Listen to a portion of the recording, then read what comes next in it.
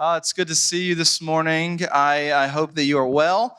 I'm praying for the gentleman going to Waffle House this afternoon.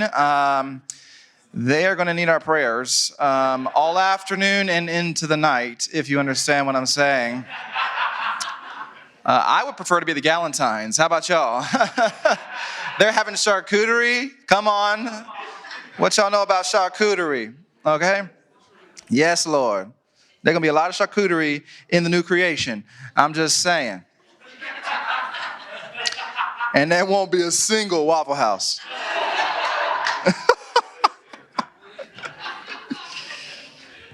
Oh, man. You guys want to hear a joke this morning? Here's a joke. My teaching today is going to be short. Okay?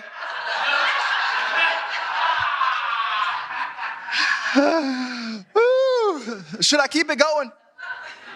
Heard a story this past week of a couple that had a pastor over for dinner and had a great time. It was fantastic. And a few weeks go by, and the couple realized that they were missing a spoon. They couldn't find a certain spoon. And if they kind of thought that maybe the pastor accidentally took it with them or something or whatever. Well, a few months go by. They have the pastor back over to the house for dinner, and they get the courage to ask him. They said, "Did you happen to take our spoon when you were here the last time?" He said, "No, I put it in your Bible."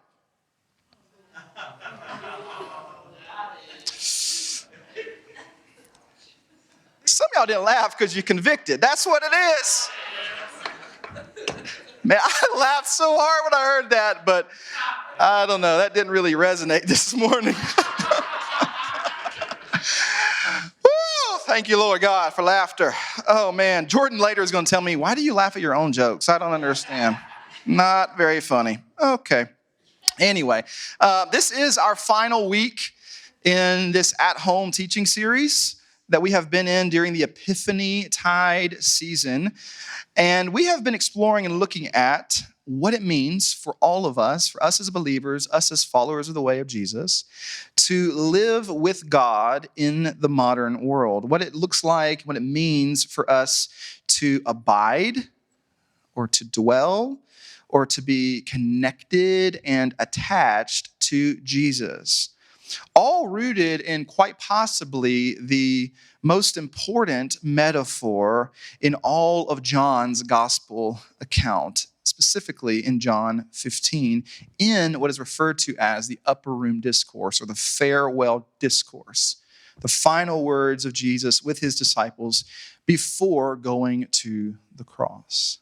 We've also explored the essence of fruit bearing as it pertains to being connected to the vine. So I would encourage you all, if you've missed any of the teachings, to go back and listen to the first 4 weeks because I think it helps provide clarity for our time today, and I think it helps streamline the direction of the metaphor. And I hope that it is beneficial for you in your formation and in your transformation and in your journey with Jesus.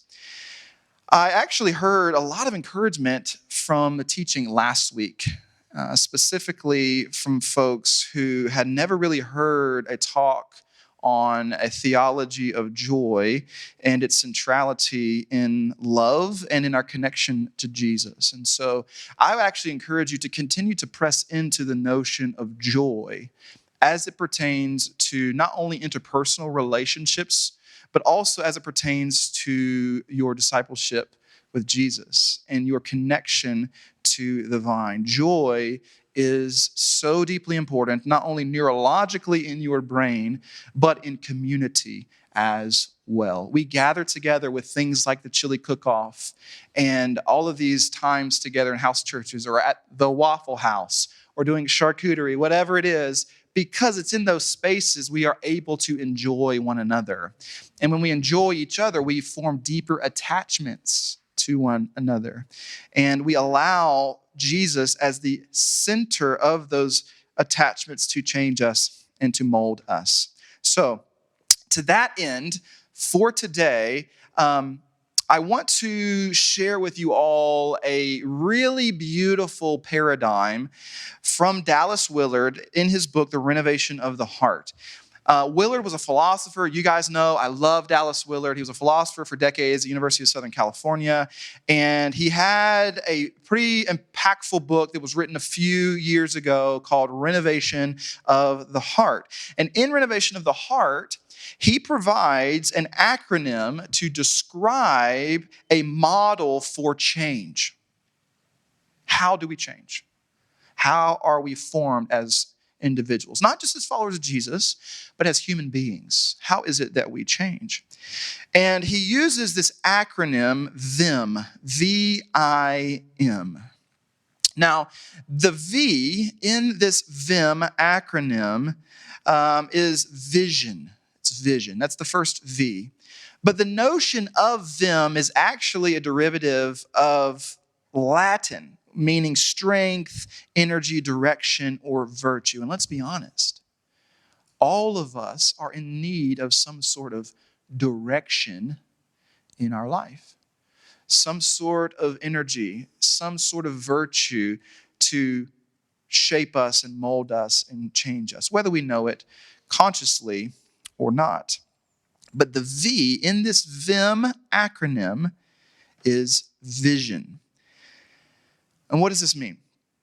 This means that for us, we must have a clear understanding of where we are headed, why we are heading in that direction, and the purpose in it. Without it, without a vision, we have an either obscure or a distorted understanding of how to actually live. Vision is deeply important. We see in the Old Testament that without a vision, without clarity, people actually perish. So we need a clear vision in order to actually know how to live. So when we talk about abiding and living at home and looking at this metaphor in John 15, we have to know first and foremost, all of you, including myself, that the choice to abide is ours. The choice to abide is ours. Now, you may have to wrestle with some of the questions that were posed last week in regards to joy and enjoying God and understanding or knowing or trusting that God actually enjoys you. You may have to wrestle with these questions, but at the end of the day, all of you, every one of you, the choice is yours. You have to choose to abide, or you choose not to. You have to ask the question, am I even willing to surrender and trust Jesus? Am I even willing to trust Jesus? If Jesus is who he says he is, am I willing to abide, to trust, to be totally dependent on him? The dominant imperative of the disciple, of the student of Jesus, as presented in all of John's gospel, is to believe and abide. Those two imperatives are the dominant imperatives in John's gospel account. To believe or to trust in, and to abide. The two imperatives. Those are the two calls for the disciple, for all of us. And the very foundation of the call to abide is to trust. If you don't trust, you won't abide. The basic framework for abiding begins with trust. And if we have a distorted vision of who Jesus of Nazareth is and what he came to do, it will utterly distort and obscure what it means for you and I to abide. Out of our vision of Jesus flows everything else. Out of our vision of Jesus flows everything else. If I were to ask you, who is Jesus? Which, by the way, we can agree, he's the most polarizing figure in the history of humanity. Who is he? Out of that understanding flows everything else. A.W. Tozer says this in his book, The Knowledge of the Holy, which you need to get you some Tozer. Let me just tell you right now. You need to go ahead, write it down. A.W., made it easy for you. A.W. Tozer, T-O-Z-E-R. Write it down. Go ahead and get on Amazon and order you some A.W. Tozer, okay? Pursuit of God or Knowledge of the Holy, either one. It's great stuff. Here's what he says when it comes to this notion of our vision of Jesus and our vision of God. He says, what comes into our minds when we think about God is the most important thing about us.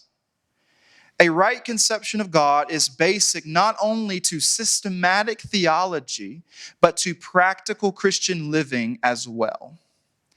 It is to worship what the foundation is to the temple. Where it is inadequate or out of plumb, the whole structure must sooner or later collapse.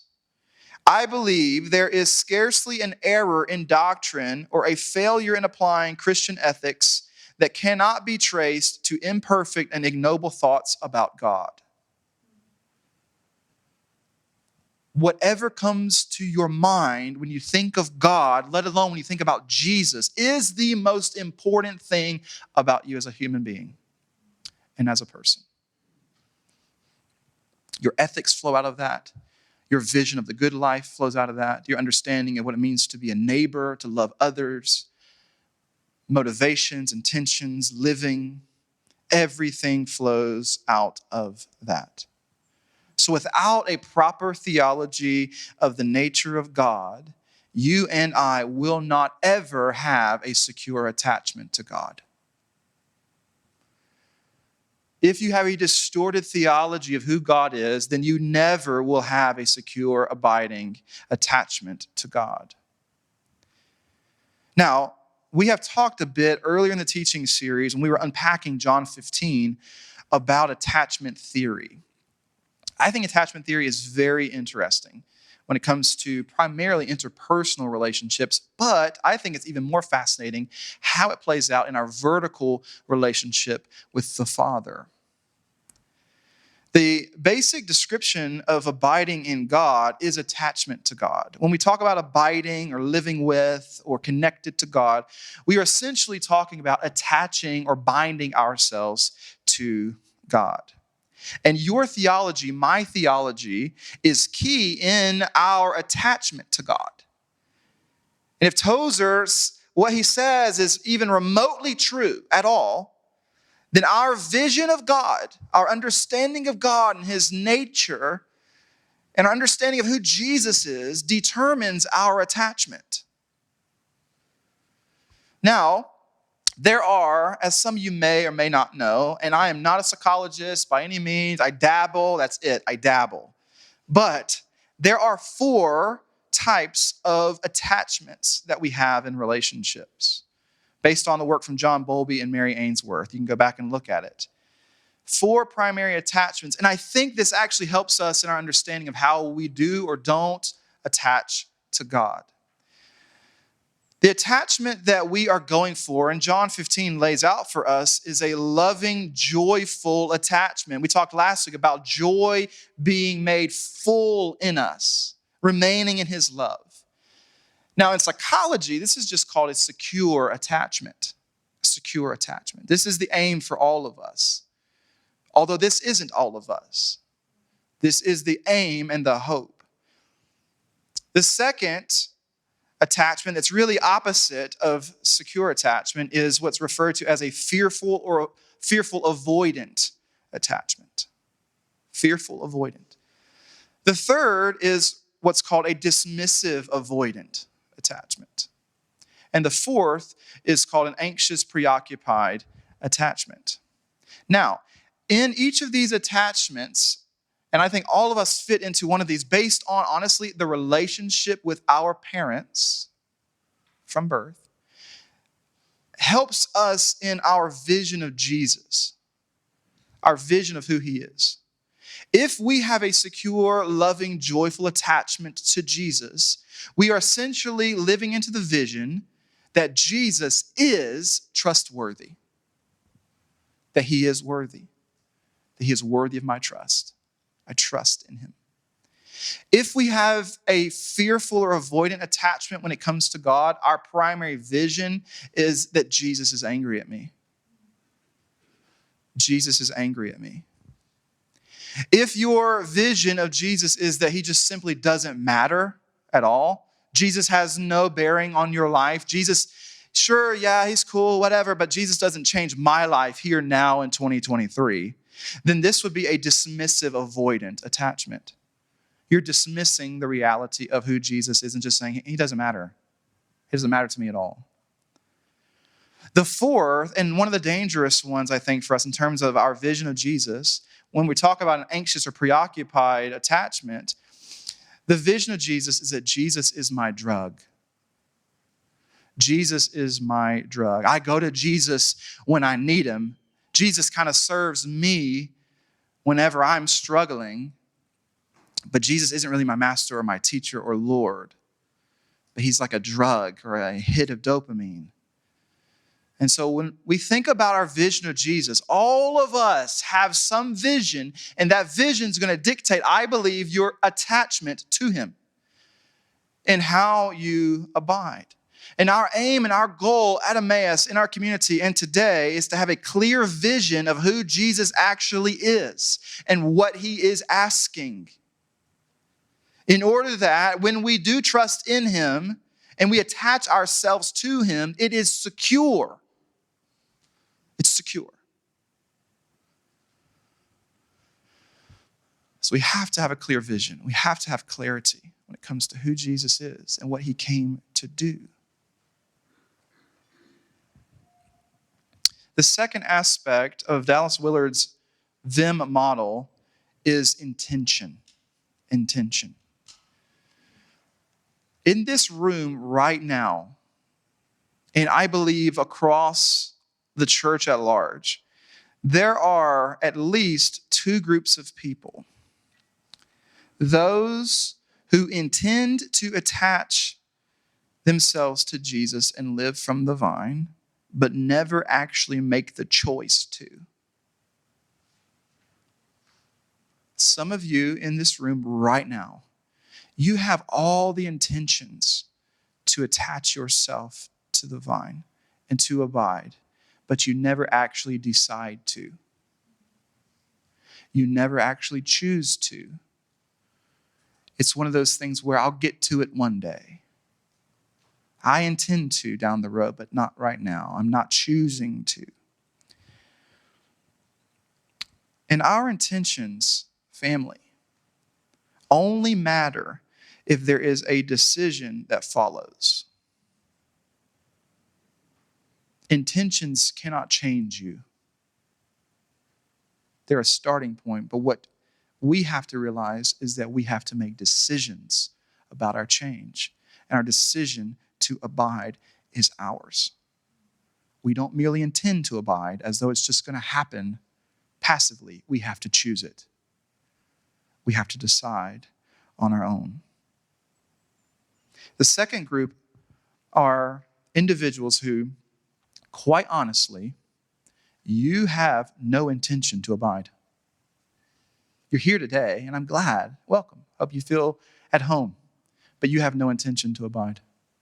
None.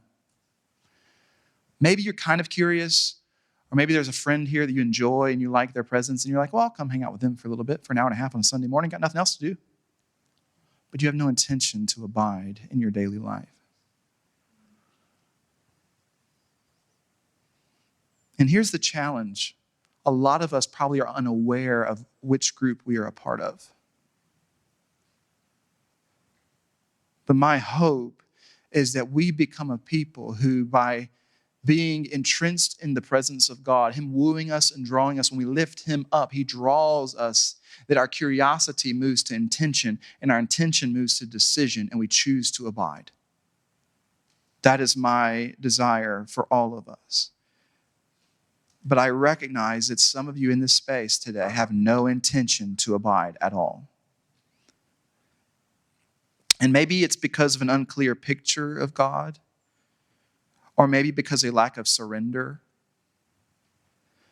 or maybe because you're just merely distracted and you think that you've got it all figured out on your own. Things are going pretty good in your life. I don't really need Jesus. He's great, he's cool, but I don't need to abide.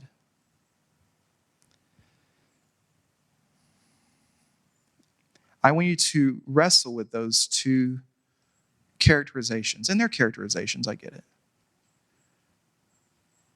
But do you intend to abide? Number one. And are you deciding to abide, choosing to abide?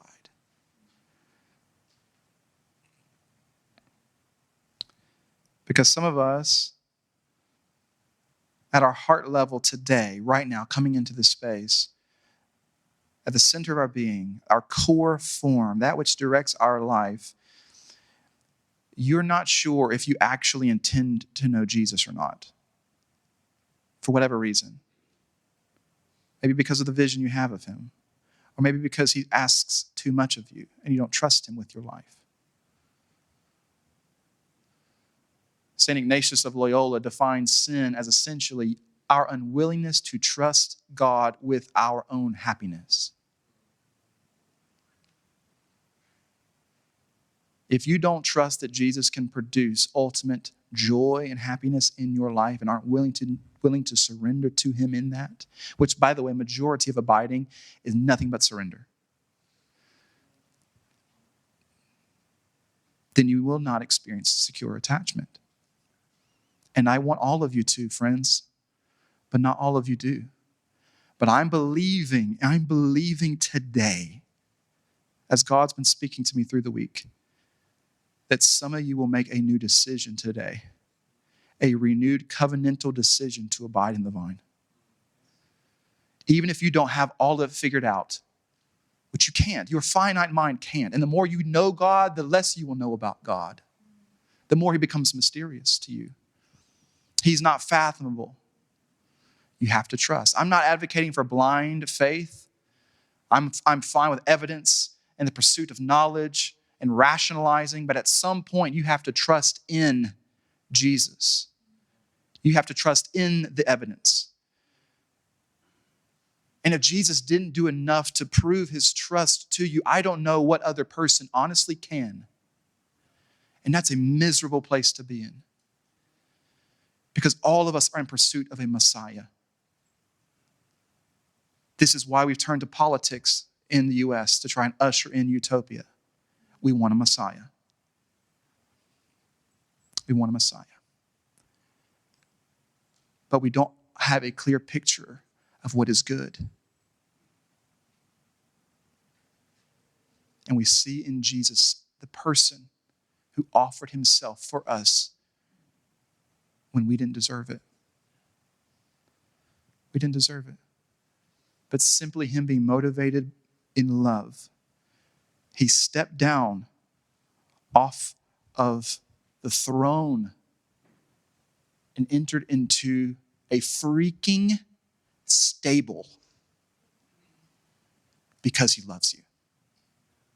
Now, you can live in denial of reality, but that promotes neuroses and psychosis. Do you today intend to abide in the vine? And if you do intend, have you decided to remain? Also, if you're new, welcome to church. It's good to have you today. So glad you're here. Yes. Pretty soon I'll give you 3 tips to a better life. I'm kidding. To be honest, you're probably never going to get that from me. I'm just being totally transparent. As we have been in this series together over the last few weeks, there's one verse that continues to come up in connection to John 15, and I continue to go back to, and it's Psalm 27:4. Psalm 27:4. So go ahead and jump there right now in your Bible, in your phone, whatever device you have If you don't have a printed copy of the scriptures, I want to personally give you one. Personally. Psalm 27:4. Here we go. This is what David has to say as we are thinking about abiding. David, okay? Here we go. I'm going to read off the screen. You guys there?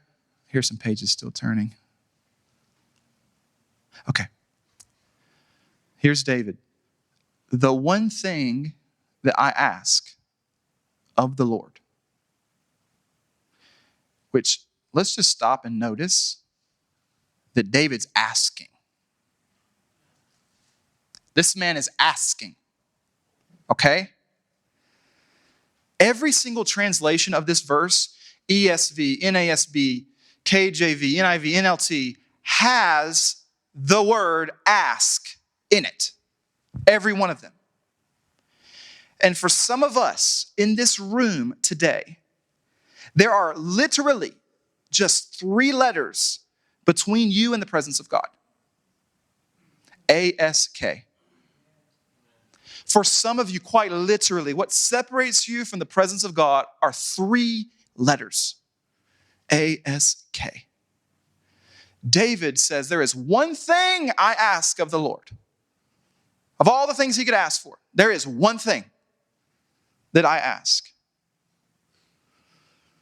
And there is one thing that I seek the most, which shows us David's intention. We see his intention. He's got a vision of the Lord, but now we see his intention. He says, the one thing that I seek, that I'm going after, that I'm in pursuit of, it's not a degree, it's not a relationship, it's not wealth. It is actually to dwell or to live in the house of the Lord all the days of my life. The one thing I seek and the one thing that I'm asking. Not just some days in the house of the Lord, not just in some seasons, all the days of my life. All of the days of my life. When you're 70, 80, 90 years old, if you're lucky, you're dwelling in the house of the Lord. Enjoying the presence of God. This is the one thing that David seeks. The one thing that he wants.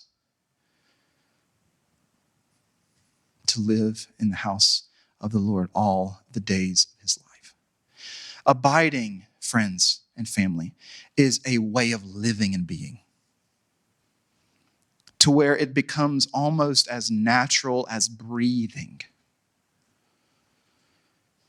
And as we have said in this teaching series, visiting the Lord is not the same as living with the Lord all the days of your life. You've got to retrain your mind in terms of thinking about intimacy with God. We're not just visiting God. We're not just spending a week with him in the summer. We are living with God all of the days of our life. Vast difference between visiting and living in. And some of us, if we're honest, our intimacy with God, our abiding, is actually more like visiting. But the call is to live with and live in the house of the Lord. Now, a monk in the 17th century by the name of Brother Lawrence called this idea the practice of the presence of God. Has anyone read The Practice of the Presence of God? Is anyone familiar with The Practice of the Presence of God? The 2 or 3 people that raised their hand have been radically changed. I promise. If I'm lying, you can talk to me afterwards. I got the chance to read Practicing the Presence of God early in my formation, and it utterly wrecked me. Wrecked me. Brother Lawrence, his biological name was Nicholas Herman, was a lay Carmelite monk in Europe. What a vocation. I'm talking about serious 401k, health benefits, and unlimited PTO. Be a Carmelite monk, all right? Like, what a vocation. All he did was work in the kitchen and wash dishes. That's all he did. And after his death, folks found his journals. And his journals ended up becoming published under the name Practice of the Presence of God. And this book, this set of writing from Brother Lawrence, again, absolutely changed my life. So you got some resources today. Write down Tozer, write down Brother Lawrence, okay? This was a Carmelite nun who literally saw washing the dishes with the Lord just as essential as rhythms of prayer. He literally talks about picking up straw off the ground in love to the Lord. Practicing the presence of God. Not compartmentalizing the presence of God. It's all of his life. Here's what he has to say. He says, think often on God by day, by night, in your business and even in your diversions. He is always near you and with you. Leave him not alone. He goes on to say that prayer, for those of us who struggle with prayer, and let's be honest, prayer is intimate relational communication, and it's hard. Prayer is easy. Ronald Rolheiser talks about how prayer is easy in the beginning of your intimacy with God and at the very end. The rest of your life, it's hard. It's challenging. But here is what he says prayer is. Prayer is nothing else than a sense of God's presence. You struggle with prayer? Here you are. Sensing God's presence. Abiding or being present to the Lord is a portal to his presence. It is a portal into his presence. And there's a specific group of people in our community that I think need to hear this. Stay-at-home moms and stay-at-home dads. You want to know a hard vocation? Stay at home with some children. And the mother's eyes at about 4:30 look like this. It's hard. To be honest, I actually think the hardest season to follow Jesus is when you first have little children. It's hard. But as I have been reading and thinking, there is no other closer picture of a modern day monastic than a stay-at-home mom or dad. You're essentially in isolation.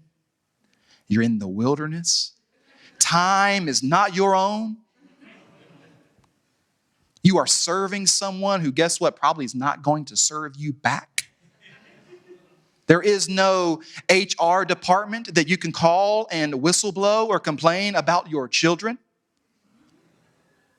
It is lonely, and you are giving of yourself 100% of the time. And most stay-at-home moms and dads I've talked to struggle with the notion of intimacy with Jesus. Why? Because their vision of abiding is distorted.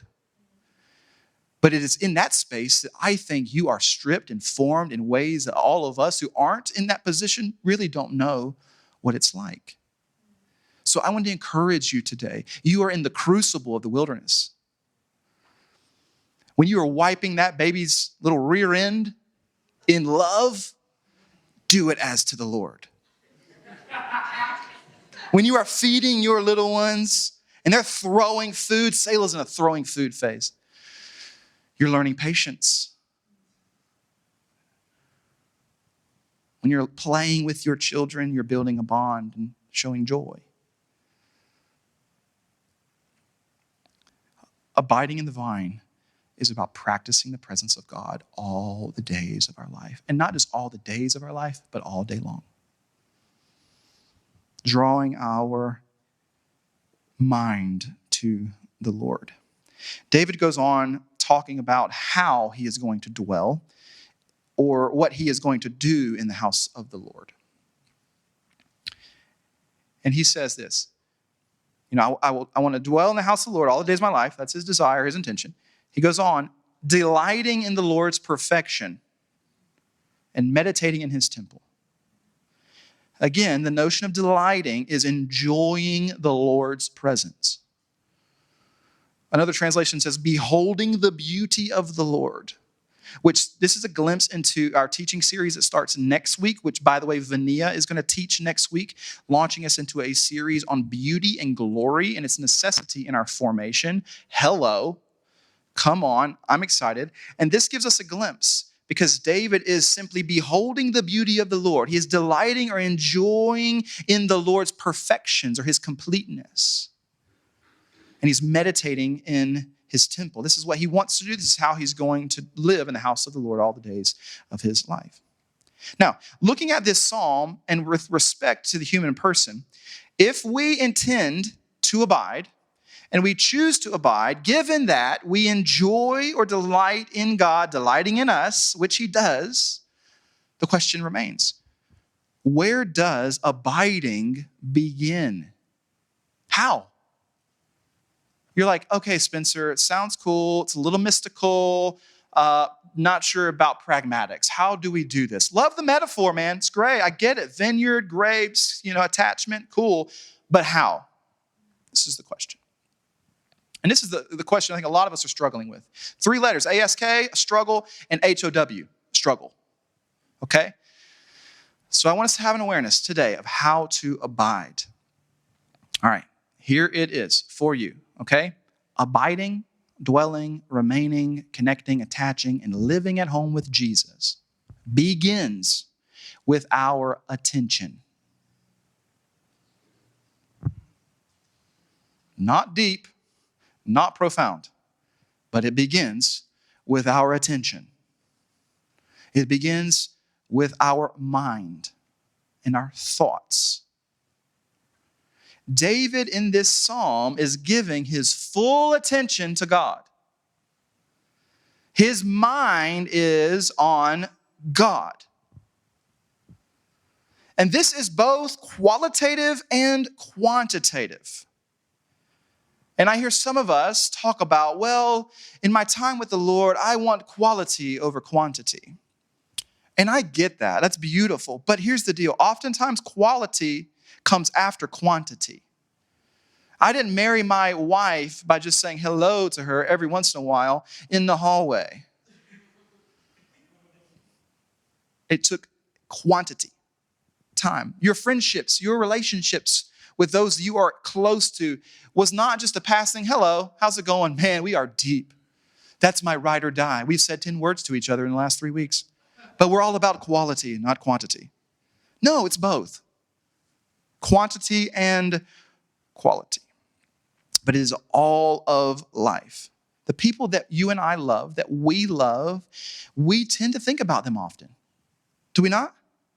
The people that we love are people that come into our mind often. Even when we speak of the notion of dwelling on the past, which is negative, it's associated with the mind, our thoughts, where our mind is. It is in respect to the mind and to attention. Abiding in the vine, remaining, living with Jesus begins with our attention, with our thoughts, which God has endowed an agency and freedom in you to be able to direct your thoughts in certain directions. Just read about neuroplasticity. You can direct your thoughts, and it begins, in terms of abiding, right there. Here's what Willard has to say about the mind. He says, to bring the mind to dwell intelligently upon God as he is presented in his word will have the effect of causing us to, check this out, love God passionately. And this love will in turn bring us to think of God steadily. Thus, he will always be before our minds. As Thomas Watson beautifully wrote long ago, the first fruit of love is the musing of the mind upon God. He who is in love, his thoughts are ever upon the object. If you're like, I just feel so disconnected from the vine, I'm curious, what has your attention? I just would want to know. Where is your mind going constantly? Our mind goes towards objects that we care about or we are vested in or people that we love. And I'm pretty sure this is one of the reasons why daycares have cameras. I sometimes, when I'm just thinking about Selah and I'm with Jordan's even worse than me, so I'm just saying. Jordan, she thinks about Selah and we're on that little app and watching what she's doing at 12:30, middle of the day. Why? Because we're thinking about her. No joke. Sometimes Jordan and I will just sit there for 10 minutes and watch the girl eat some cheese puffs. Not even kidding. Why? Because we're thinking about our little girl. Our attention goes there. Our mind goes there. To be present, friends, is to give someone our attention. And our thoughts direct our attention. So if abiding means willingly giving our attention to God at any moment, for short periods or for long periods, then to be disconnected from God is actually not to disown him, but rather to disregard him. Going about our life as though he isn't even there. That is the antithesis of abiding. It's disregarding. It's not disowning. It's disregarding. Acting as though God isn't even present. Our greatest temptation is to be close to God in proximity, but disregard his presence. Close in physical proximity, but disregarding his presence. And all of you know what I'm talking about. You've been in a room with someone before, and you're totally unaware that they are actually in the room. Or they are unaware that you are in the room. You're talking to them, and they have AirPods in their ears. And you're just talking, and pretty soon you realize, oh, you didn't hear a word that I said. But you're literally 10 feet in front of me. Physical proximity is not so much the goal as it is our present attention on God. If you were to ask me to do something, and Jordan can attest to this, if you don't look me in the eye, there's a good chance I'm probably not going to do it because I wasn't present. I heard, but I didn't listen. This is the great temptation in any relationship, to be physically present, but emotionally and mentally distant.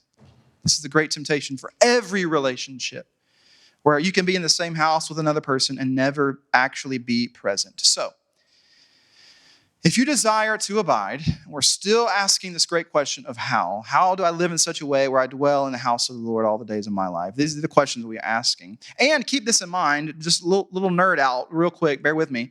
When Jesus says, abide in me in John 15, or remain in me, it is in the aorist active tense, which means a past action without reference to duration or completion. Meaning that the imperative or the command of Jesus saying, abide in me, remain in me, is essentially him saying, keep living with me as you have and never move out. We don't abide on Monday and then Tuesday we're doing our own thing. No, he's saying, you've been abiding, you've been living with me, you've been hanging out with me, keep it up and don't ever move out. Don't ever move out. So, this is the notion. How do we live a life of abiding? We, first off, need an awareness of how we best connect with God intentionally. How do you and how do I connect with God intentionally? How has he wired you? Because we aren't all the same. Praise God. We're not all the same. Our way of connecting with God is unique. But just as we have unique personalities, we also have different temperaments when it comes to connection and relation to God, all of us. There is no cookie cutter way of connecting with God.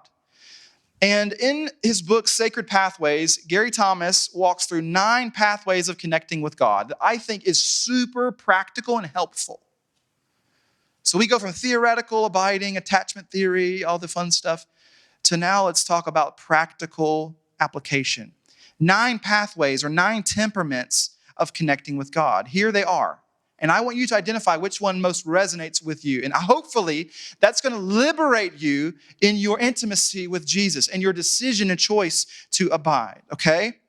The first are what Gary Thomas calls the naturalist. You are individuals who enjoy connecting with God outdoors. I mentioned before that our Catholic friends refer to nature as God's second sacred book. God spoke creation into existence. You connect with God outdoors. The second group are individuals who are senses centered. You are probably pretty creative. You're artistic. You connect with God through music. You're the person that always has music going. You love worship music. You love to eat. You love beauty. You want your senses to be touched by God.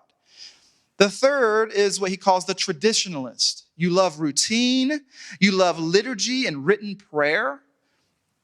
The fourth person is what Thomas refers to as the activist, where you feel most alive and connected with God when you are confronting injustice. You are God's confrontational workers. This type of person traditionally loves not just justice in a relational sense, because there's all different ways of defining justice, but specifically in a political justice sense. This is when you feel alive and connected to God. The next person he refers to as the ascetic, which I know is a word that none of us use in our daily vocabulary.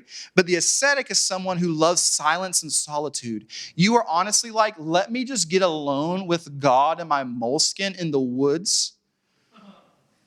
Like, can we please be quiet? Like loud worship services, you honestly abhor. You don't like them at all. Loud music, high energy, you're like, no. I want silence and solitude. Okay? Then you have the caregiver. You really connect with God and love God by loving others. Then he has what he refers to as the enthusiast. These are individuals who love gathering together, love group celebration, love the mystery of God. Like, God, what are you going to ask me to do today? Yes, I'm an enthusiast. This is how I connect with God. And then he goes on to talk about the contemplative person. This is a person who just wants to adore God. There's a sense of adoration and almost a sense of romance with God. Your heart is pulled. You love to feel God's presence. And then the last temperament is what he refers to as the intellectual. You love God with the mind. You love to read deep theological works. You love to wrestle with the mystery of God. You love reading dead people. People that have been dead for a long time. It energizes you. You don't like shallow teaching.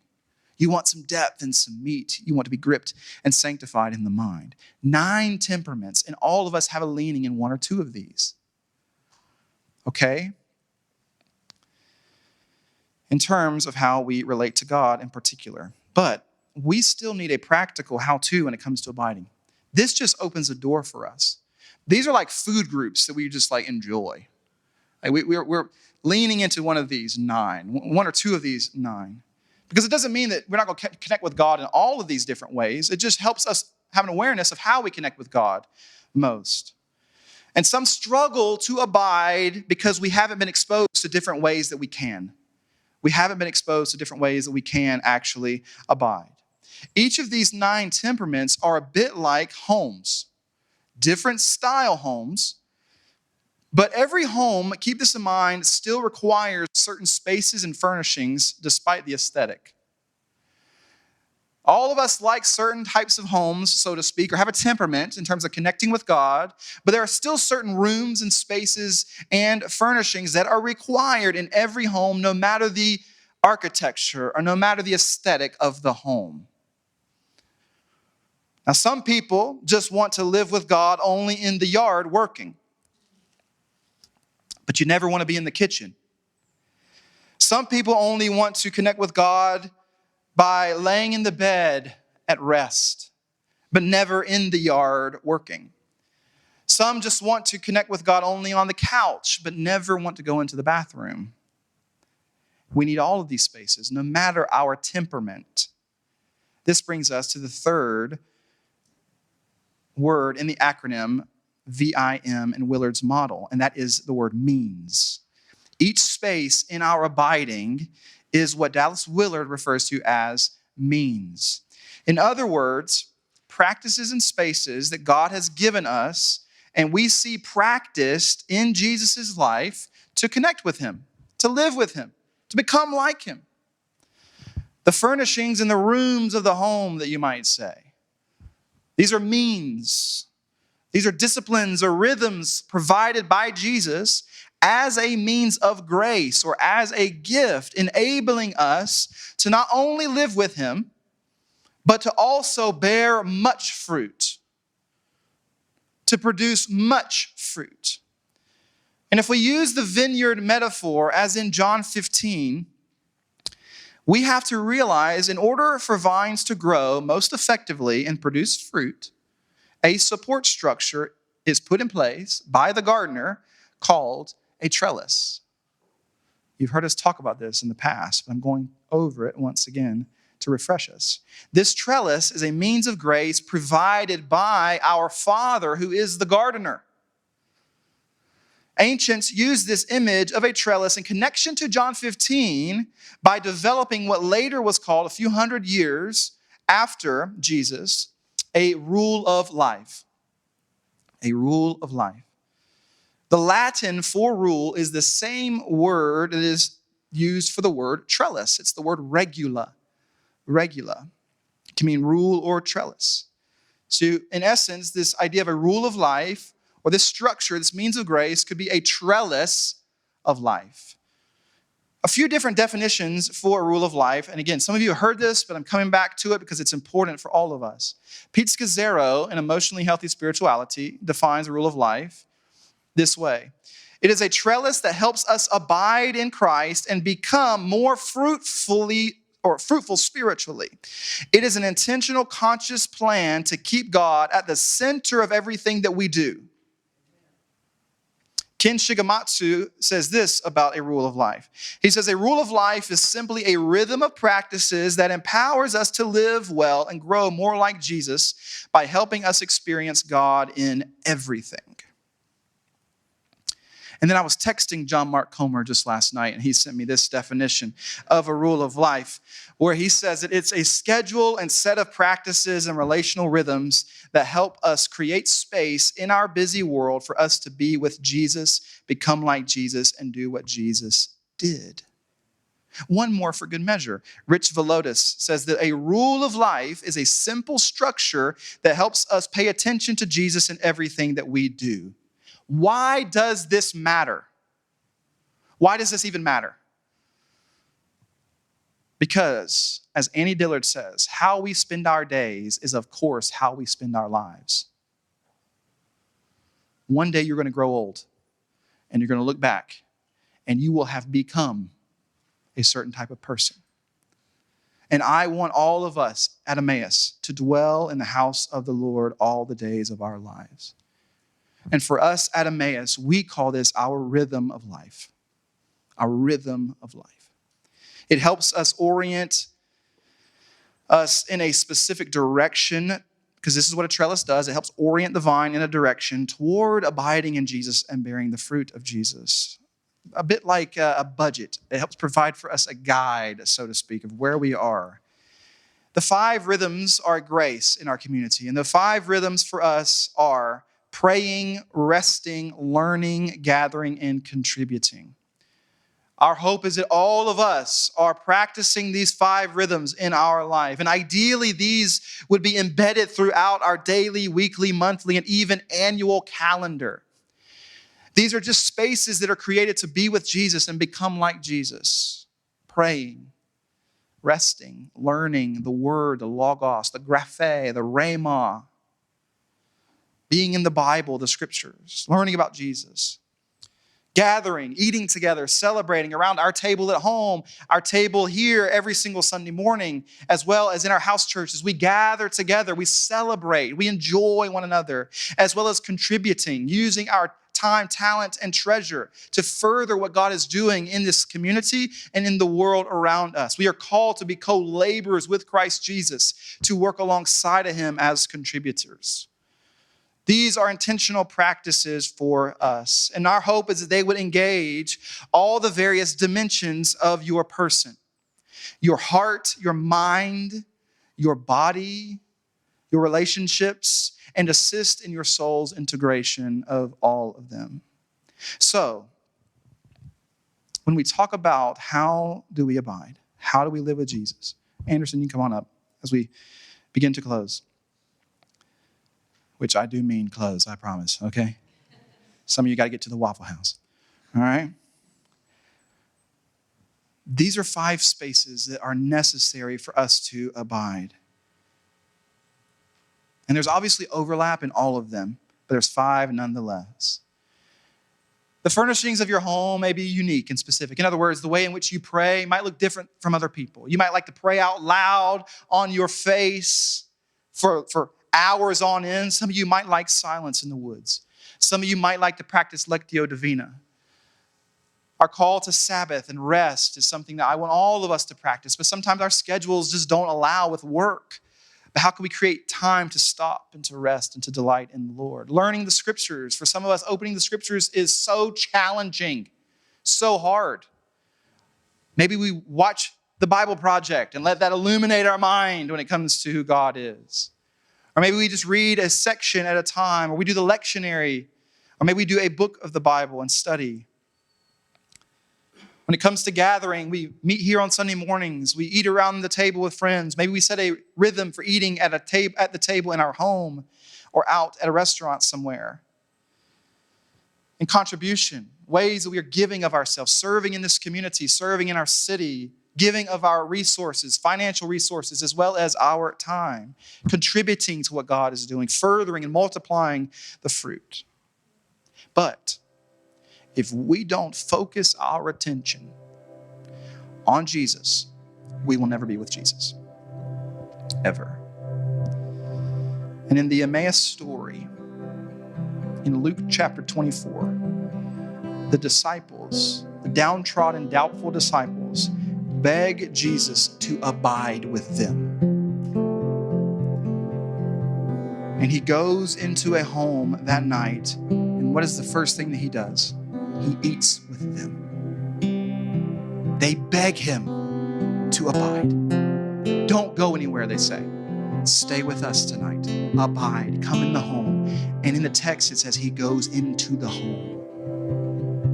And I want us to think about that imagery today of Jesus entering into our home and us entering into the home of Jesus simultaneously and eating with him. This is when the disciples on the Emmaus Road realized who had their attention during the whole journey. Their eyes had been closed, walking beside this man, explaining all the prophets and the law and how it's connected to him. And they break bread, they eat together, and their eyes are opened. And they realize where their attention was.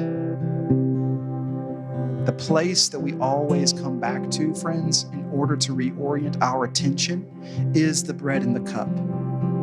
It has been for 2 millennia. Basic elements with transcendent power.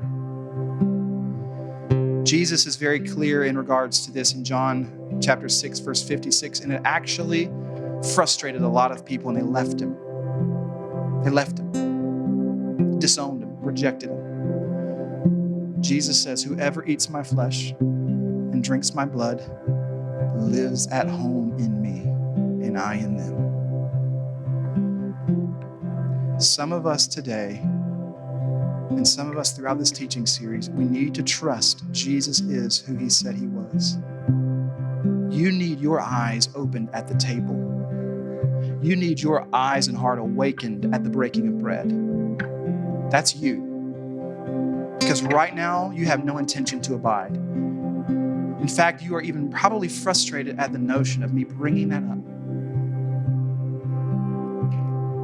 But some of us need to decide to abide today. You need to stop renting a room from Jesus, and you need to move in. You need to move in. You need to attach. You need that clear vision of who he is. He's loving. He is the most joyful being in the face of the earth. He invites us. He wants to love us, care for us, change us, yes, mold us, yes, because he's good. And we can trust him with everything. We can trust him with our deepest longings and happiness. But But some of you need to decide to abide today. And some of you need to embrace this rhythm of life and bring order into your chaotic life. For some of you, the only time you have to stop each week, and honestly, one of the reasons why we extend our gathering a bit on Sunday mornings is because this is the only time where you can stop. This is the only time you can be present. Because as soon as you walk out these doors, you are on it. Your mind's already thinking about tomorrow. And you need to embrace the rhythm of life in your chaotic, disordered life. I need one. I have had to use Google Calendar so much in my intimacy with Jesus. And in it, there are all of these practices. And they're not the end goal, they're the means to an end. It's just a schedule. It's not rigid. It liberates me to actually be with Jesus. There's flexibility, but I want all of us at the end of the day to have our attention drawn to Jesus and our hearts awakened. To be people who connect with God, that our deepest desire and the one thing that we seek is to dwell in the house of the Lord forever. Because if we're honest, that's not all of us today. So I'm going to have you bow your heads.